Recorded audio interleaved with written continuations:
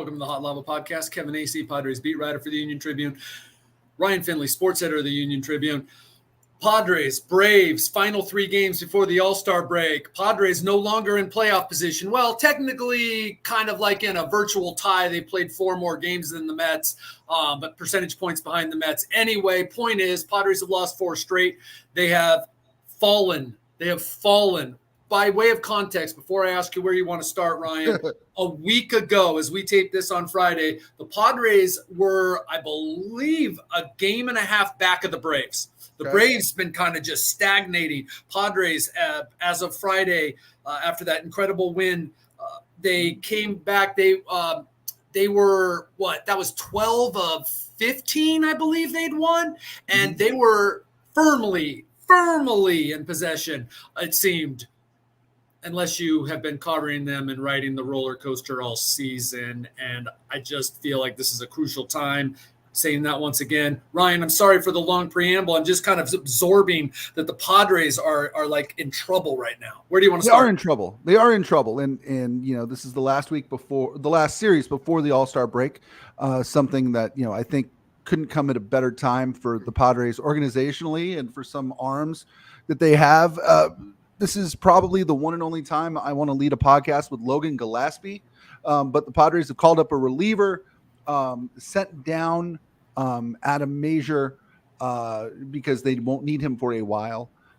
This bullpen desperately needs help. Where will Logan Gillespie fill in? Is he just an arm until Sunday? And then where do you see them going in terms of getting bullpen help? Because I think it's time.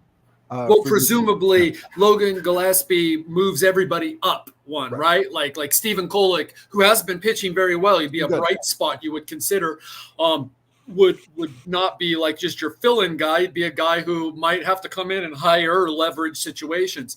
The only guys you really can count on there are Suarez and Estrada. I mean, Morejon has pitched well on the whole, and that's great, but it's just like this bullpen. All early on, you go, okay, there's ebbs and flows. Well, but a good bullpen has more flows than ebbs. Right. You know what I'm saying? Right. Yes. I think I have that right. More flows than ebbs. Yes. They need help. And you say Adam Major down for a while, and I'm sorry, I'm not saying Adam Major can't figure some stuff out, gain some confidence, come back, trust his stuff, be a good pitcher at some point. But if the Padres are a playoff team, Adam Major is probably not pitching more than once or twice for them the rest of the year. The goal would be to not have him pitch at all. Right.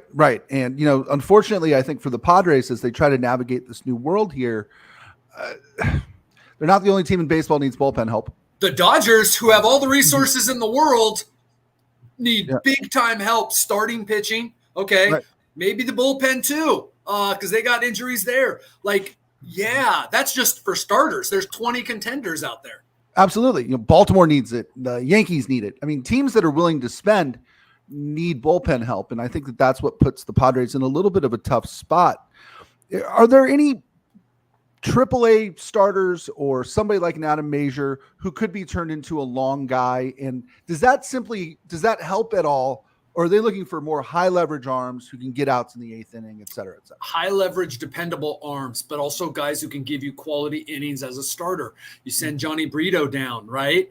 You sign on a flyer, a guy who's done well for you at times, and Nabil Crismat. My understanding is that Alec Jacob is pitching well. Not the results maybe aren't showing it, but he's pitching well. And so much like Austin Davis, who's been kind of okay, like you can maybe find some fill-ins, but you then need to have Morejon pitching like Morejon does at his peak. You need to have Estrada and Suarez continue to be what they have for the most part been. You bring up a great point in that they are going to have to navigate this with what they have Yeah. Largely, almost no matter what happens at the trade deadline. Let me ask you this, Ryan, as we've established here on the podcast over the last year and a half. Before you became sports editor, you're a lifelong, or you were, except for that sabbatical in that state, that one state, a lifelong San Diegan, and you still many friends, and you participate in group texts with many Padres fans. Let me ask you this. The Padres have some prospects that they consider untouchable. They have a thinned out but still strong farm system. They believe in themselves in terms of being able to replenish their farm system. They're here. Should they go for it?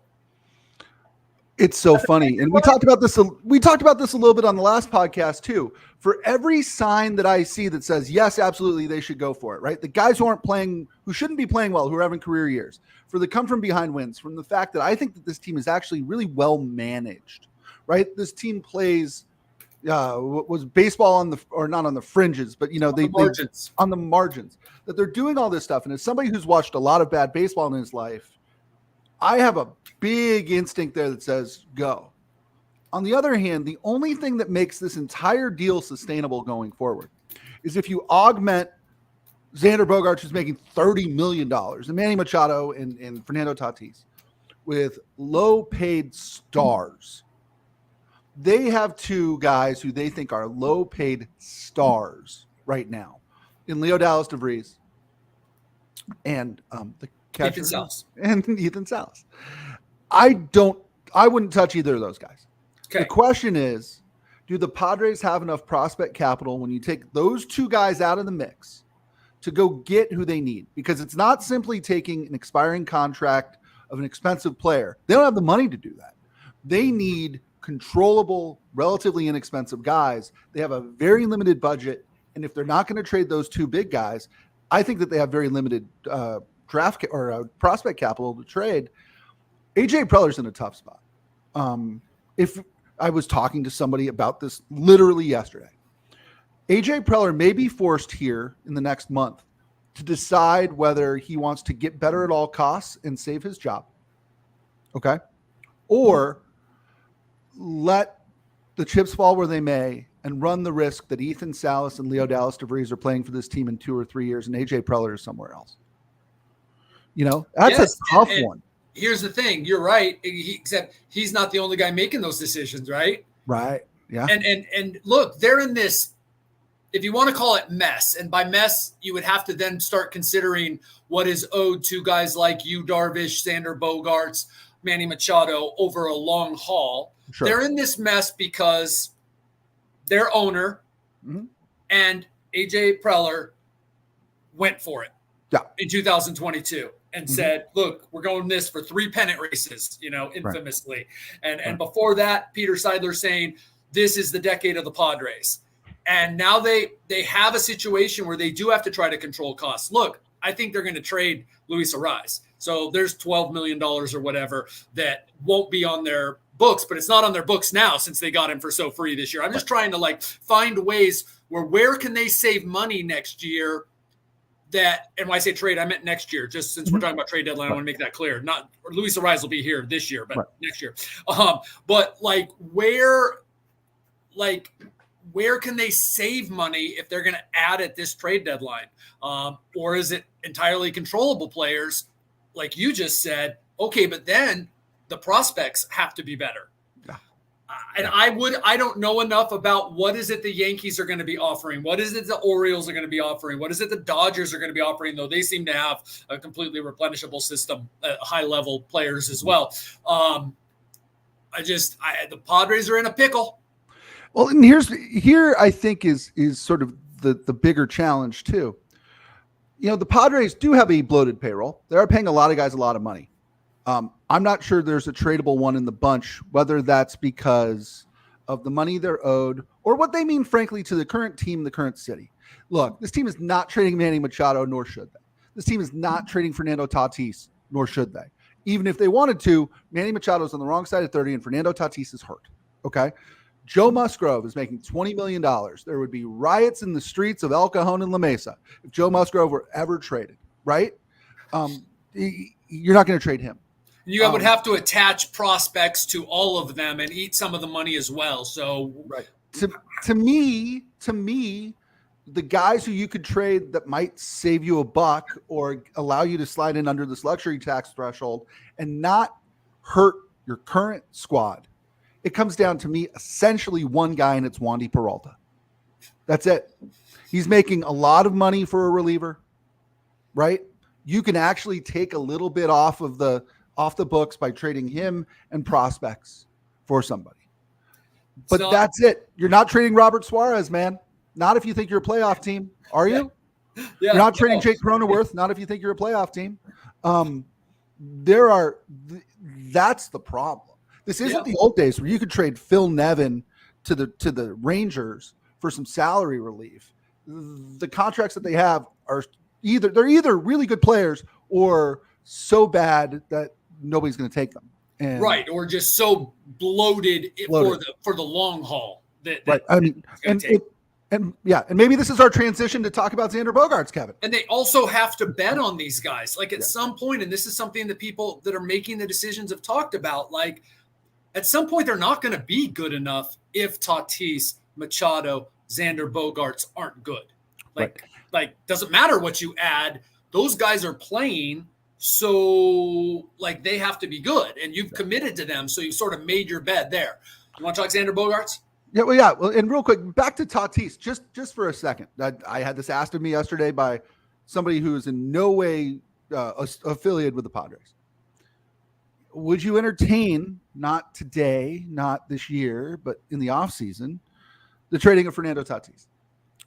In terms of the salary relief you can get, this is a player who is a superstar. I think the biggest San Diego Padres celebrity since Tony Gwynn, but he's hurt a lot, right? He is not proven to be particularly durable. Will they have to do something like that because of the mess they've gotten themselves into? Because you're not going to be able to trade Bogaerts. You're not going to be able to trade Machado. So all of them have no trades, which no one really thinks means it's a non-starter, right? But it's a challenge, right? I just don't see it. There's a lot of reasons. I mean, Tatis, number 8 selling jersey, Tatis, right field. Tatis, Merrill, he's also the most affordable of those guys for a few more years, though that obviously would make the trade value more. You're absolutely correct about in comparison to the other guys, the trade value. I just think they're in a bad way, but I will not say no that don't anyone get carried away with this. These sorts of hypotheticals that I've tossed around in just conversation, no one in the organization says that it's a non-starter. No one says that any of these guys are untouchable, right? So I can't rule it out, but I would almost rule it out because of the logistics of any of those guys being traded. The 3 children who live in my house would lose their minds. They would maybe want to go move. Maybe go live with Uncle Patrick if he gets traded to the White Sox or the Cubs. Right. And again, that doesn't matter. But they are emblematic of hundreds of thousands of people in the city who see almost project what they want to see on Fernando Tatis. The youthful enthusiasm, the athleticism, the star power. That would be hard for them to lose. I don't think that they should, and I don't think that they will. Plus, but I hope. And I get absolutely the health. I get it, but he made it through 20 short season. He made it through 21 despite the injuries. Right. Led the league with 42 homers. Right. Made it 142 games last year. I get it though. The injuries are real. But is it really something you're gonna? And then if the injuries are a real thing, aren't other teams thinking they're a real thing? Yeah. Well, I think that this is as good a segue as we can get to talk Xander Bogaerts. Should be back today. Should be back. Obviously, this creates a whole new set of problems. I think good problems to have, better than him being hurt, but this creates a whole new set of problems. They need to see what they have in Xander Bogaerts. They're paying him like a superstar. He needs to be in the lineup. that means other people shuffle around. How do you anticipate this shaking out, at least at first? You're right. It is the proverbial good problem to have as long as Xander Bogaerts is hitting. Yes. If he's not hitting, it's just a problem. Right. But if he's hitting like he was toward the end, if he's hitting like he did for the vast majority of his career, then him coming back from the fractured shoulder is a good problem to have. Donovan Solano, look, Mike Schilt was more candid than I thought he would be about what their plans are, though it was obvious. Xander Bogaerts has been working at second base. Jake Cronenworth can slide over to first, and that's what Mike Schilt said would happen. And basically, Donovan Solano goes back to being a bench player. Hey, that's great. Or, a fill-in guy but I don't know with all these days off, who needs days off, but Solano can, play third base. Okay, well then Solano plays third base. Then Machado is the DH, and where's Luis Ariz? Donovan Solano, odd man out. People have asked me, can one of these guys play right field?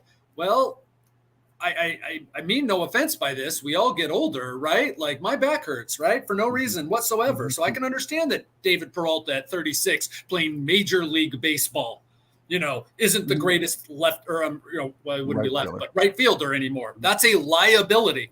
But Bryce Johnson was a liability at the plate. Brett Sullivan's a third catcher. Like they just don't have, I don't see any of these guys. No one's worked in the outfield, so I don't see any of these guys moving out there. I think it's far more likely that Eggy Rosario comes back from the AAA and would be your right fielder. I'm trying to brainstorm here live on the air about what they do, and the only answer is that Donovan Solano is a bench player now. Yep, and right field at Petco Park is a tough position to play. I don't think that's talked about enough. This is not like Chase Field, let's say, where you can put Adam Dunn in left field, right? Or I'm trying to think of an old immobile player who's a Diamondback. You can't just do that. You need somebody who can cover their position. I think Eggy Rosario is a great idea.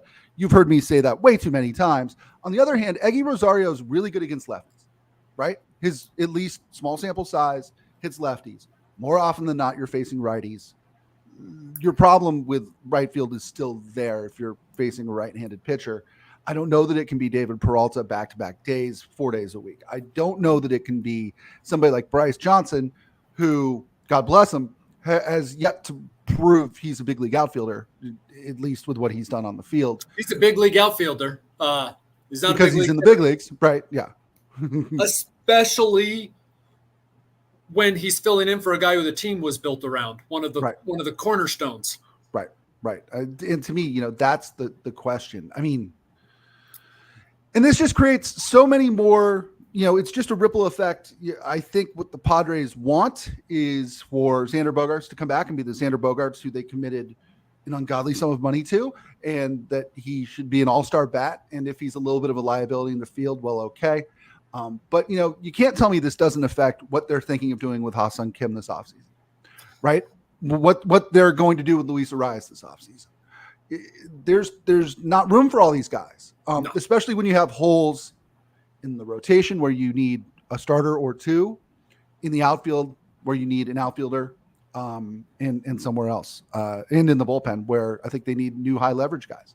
Good point by you on the Ha-Seong Kim. I would make the argument he's one of the most popular players on the team, one of the 2 or 3 most popular players. But when I was talking about where to save money, there's one. That's actual savings, because mine is projected savings based on what you're going to owe Luis Ariz, but not what you're paying this year, versus what you actually are paying Ha-Seong Kim this year is comparable to what you'd have to pay to keep him.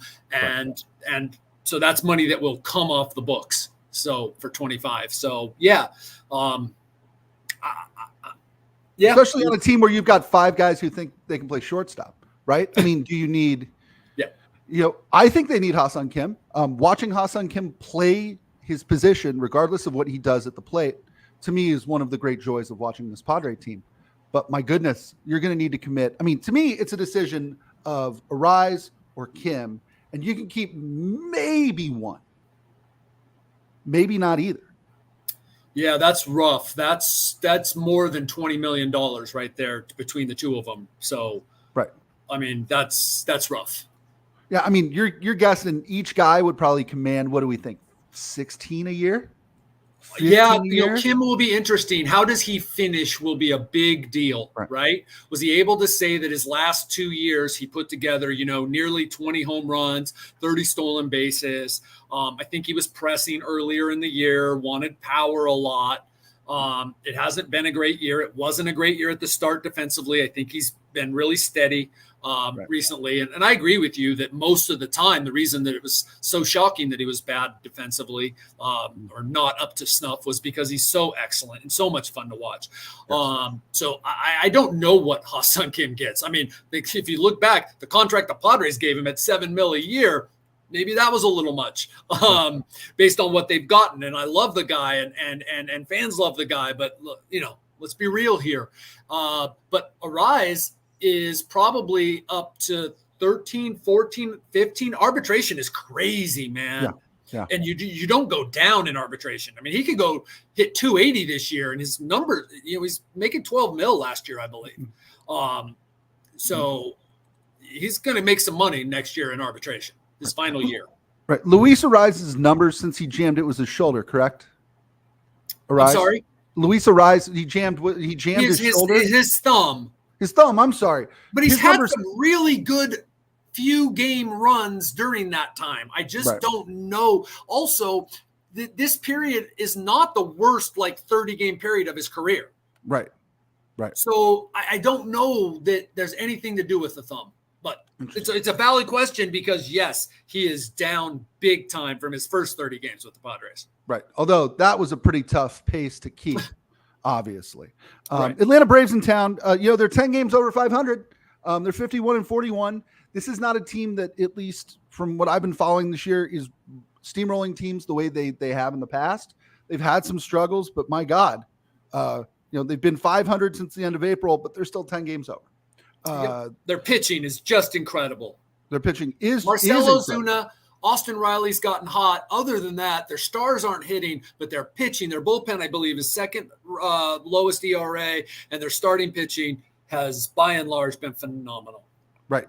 Friday tonight, we're looking at Spencer Schwellenbach against Matt Waldron. Padres ace, Matt Waldron.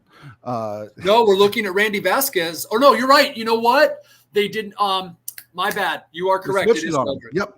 Yep. He's coming off of in May against the Braves. Waldron struck out a career high 10. This is a guy who I think is as dependable as they have right now in the rotation. I don't think he flashes as bright and hot as King does, or as Cease does. But I think you know what you're getting from him most nights. Schwellenbach, 2-4, 5.04 ERA, just his 8th big league start. I'm not quite sure we know what we have in that guy. In Schwellenbach. Schwellenbach. Yeah, what is this? His 8th start coming up? Start. Yeah. Yep. Look, Waldron Schwellenbach, when tomorrow's Reynaldo Lopez, who has a 1.7 something ERA, and Chris Sale, who I don't get too worked up about any of these things, and I absolutely 100% understand Skeens being tabbed to start the All-Star game because it's the same argument I would have made that it was ridiculous if Jackson Merrill didn't make the All-Star game. It's even more pronounced with Paul Skeens of the Pittsburgh Pirates, the rookie who's just dazzling. He should be the starter, but I would say that if I were just going to be the old man, get off my lawn, Chris Sale or Ranger Suarez probably should be the starter. Well, Chris Sale, the reason I say that is starting on Sunday, is like a 2.74 ERA. Those are going to be two tough games. Now the Padres will counter with Cease and Vasquez. Vasquez, I think, is getting better. But I would say, in regards to your question, the fact that you don't know what you're seeing in Spencer Schwellenbach, tonight is your night to beat the Braves. And that is why the Padres did the shuffle, right? I mean, at some point they're handicapping their own chances this weekend too. You would think. That is exactly what I thought when I saw it. It is in past times you might have gotten someone to actually admit it, not now. But yes, that is what makes the most sense. Though, like I said, you go out any time and Cease can shove and you can get 7 shutout. And Vasquez has gotten better. This team is still, that's the confounding thing about them. Even now in their present construction, I will say this. It is up to the Padres. Like, I don't think the Braves are better than them if Manny's hitting. If Xander comes back and goes 2 for 5, if Arise does what he can. Profar, who, by the way, the other day faced 14 pitches out of the zone. He did not swing at 11 of them. The 3 that he swung at came in the big at bat in the 8th inning when he had runners at second and third with 2 outs, and he swung at 3 sliders. It happens. Right. Jurickson Profar is the last guy. Now, I wrote about it, and it shouldn't have happened, and Jurickson Profar owned that, but he's the last guy I'm going to get down on at this point and say, because it happens, as opposed to far more frequently this season, other stars on this team coming up and fouling off pitches down the middle and then grounding into a double play or striking out or whatever. Like, it happens. But my point here is that the Padres still have enough players to beat the Braves, 2 out of 3. They're not overmatched here. Dylan Cease pitches like he can and has much of the time this season. Matt Waldron continues to pitch as he has. The Padres are still a playoff team. It's just like they didn't take care of some business early when they were healthy. And you know what? Like, look at what's happening with the Dodgers right now. They're suffering, right? Yeah. They're scuffling through some injuries. And, but they were like 30 games over 500. Right. Like, they'll survive this, all right? Right.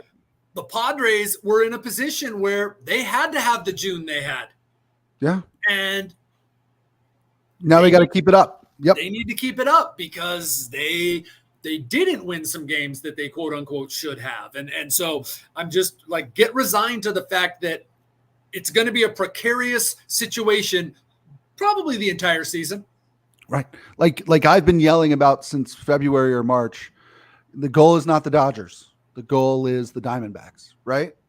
It's you got to be 3 games over 500 the previous and hot. time, and then lost 2 or 3 this time. That was big. Right. But the goal is you're playing for second, and as not sexy as that is, and as not fun as that is to say here in July, the name of the game is to make the playoffs as a wild card team and hope that the guys who are healthy and the guys who are inconsistent figure it out at some point between now and then.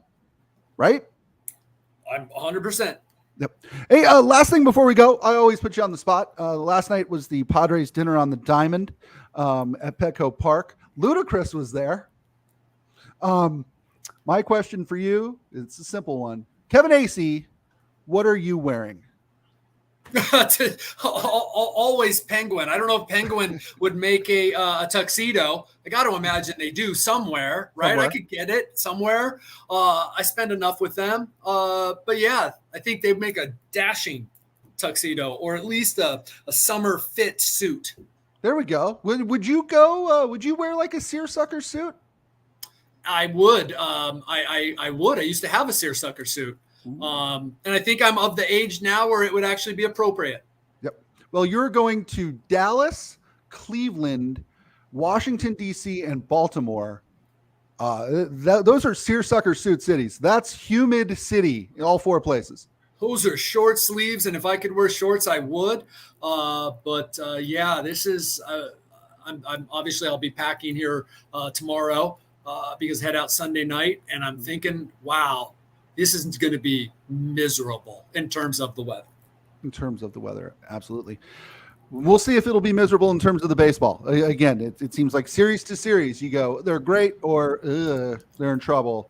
And to me, there is a sense of foreboding over this last series because the Braves are really, really good. Well, I'll tell you what, here's 2 interesting things. One of them, the Padres have hit 154 over the past 3 games. I believe that is something like 14 for 91, something like that. This was a team that, was raking, right? Even in that first loss, had 14 hits. Here's the other interesting thing. The Padres this year took 3 of 4 in Atlanta. So we'll see what happens in this series, right? Last year, 3 of 4 in Atlanta. Atlanta took 2 of 3 here. The year before that, the Padres took 2 of 3 in Atlanta and split here, I believe. And the year before that, it was 2 of 3 in Atlanta and were swept here, I believe. Right. Something like that, where it's like it's it's crazy that they kill the Braves. That I believe is 10 of 14 games over the past 4 seasons in Atlanta, and then a losing record at home against the Braves. So it's wild. Should be an interesting matchup. Yep, absolutely. That'll do it for this episode of the Hot Lava Podcast. For Kevin Acee, I'm Ryan Finley. We'll see you next time.